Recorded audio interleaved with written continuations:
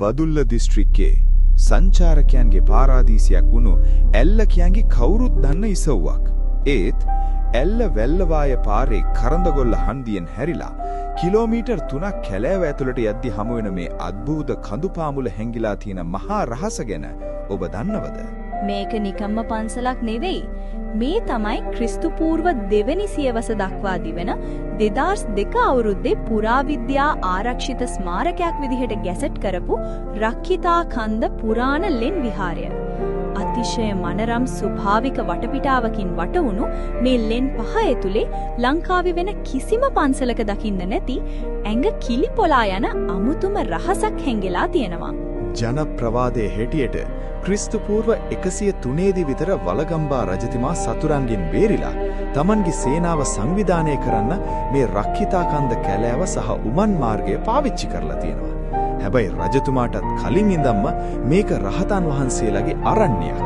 ඔව් මේ කටාරම් කෙටු ලෙන් වෙල අදටත් පැහැදිලිව පේන්න තියෙනවා අවුරුදු 2000 ගාණක් පරණ පූර්ව බ්‍රාහ්මී සෙල්ලිපි දෙකක්. පැරණි සිංහල භාෂාවෙන් කොටලා තියෙන බුද්ධ රකිත තෙරසලෙනේ සහ රකිතිසලෙනේ කියන අකුරු වලින් ඔප්පු වෙන්නේ මේක බුද්ධ රකිත සහ රකිත තිස්ස කියන තෙරුන් වහන්සේලාගේ අති පූජනීය වාසස්ථානයක් වුණා කියන එකයි. මේ ලෙන් මන්දිරය ඇතුළට ගියාම දකින්න ලැබෙන්නේ හරිම දුර්ලභ දසුණක්. ගල්ලෙන ඇතුළෙම අඩි 37කුත් අඟල් 8ක වට ප්‍රමාණයක් තියෙන රියන් 7ක් උස කුඩා දාගැබක් ඉදි කරලා තියෙනවා.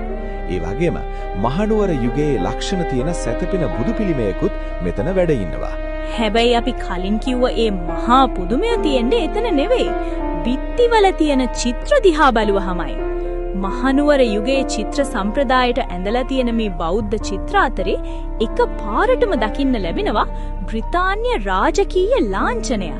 ඒ කියන්නේ රොයල් කෝට් ඔෆ් ආම්ස් එක. හරියටම හරි.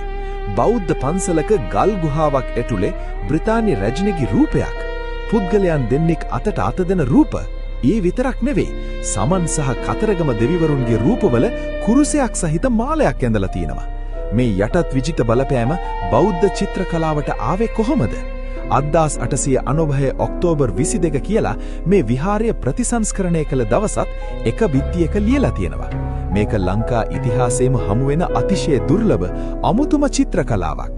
මේ ගල්ලෙන් විහාරයේ ඉඳන් මීටර් 200ක් විතර කැලෑව ඇතුළට යද්දී හමු වෙනවා අහස සිම්බන මහා ප්‍රපාතාකාර කළු ගලක්.